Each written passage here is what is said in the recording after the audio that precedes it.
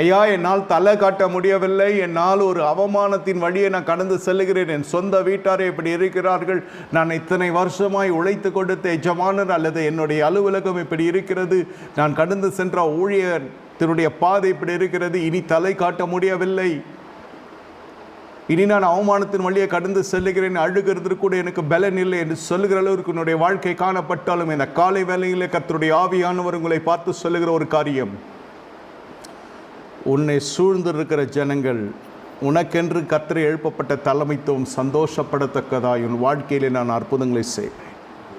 பார்வோனும் அவனுடைய ஊழியக்காரர்களும் சந்தோஷப்படுகிறார்கள்.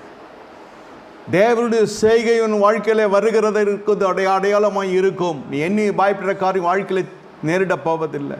இனி அந்த ஜனங்கள் முகத்தில் விழிப்பதே தவறையா. இனி அந்த ஜனங்கள் அவ்வளவாய் துரோகிகளாய் காணப்பட்டார்கள். யோசேப்பு என்ன